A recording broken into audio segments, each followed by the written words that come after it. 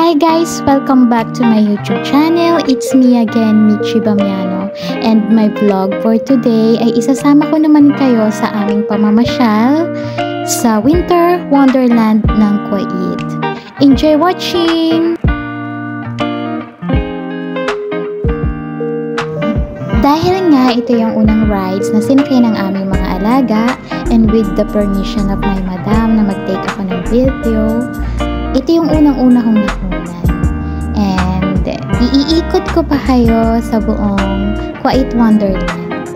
Ayan, napakaraming mga rides and magagandang mga games na ang lalaki ng mga stopper na mapapanalunan.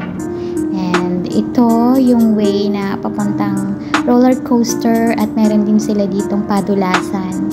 So kung napapansin nyo, akala ko yung una tubig yan, pero nung lumapit kami, ano pala siya, padulasan na gamit ang mga gulong. Ayan. So napakalawak ng Winter Wonderland, guys. Nakakapagod din nakarin, and napakaganda din ng paligid kasi may mga flowers din at may mga halaman din silang nakatanim dito. So ang ganda-ganda sa mata. And then, dahil napakalawak talaga ng lugar na ito, so napag-desisyon na ng aming mga madam na sumakay na kami sa train na ito para hindi na kami mahirapang maglakad at syempre makita na rin namin yung view sa buong paligid ng Winter Wonderland. Ayan. Enjoy watching, guys!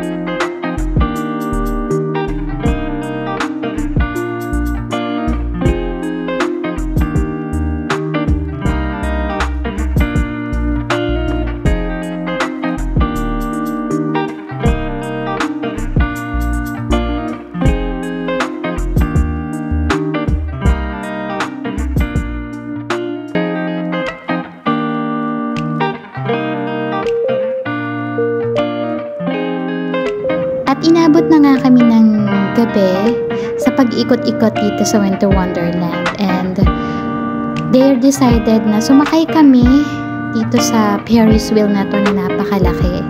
And here we are while waiting. Pero nalulula na agad ako, hindi pa ako nakakasampa.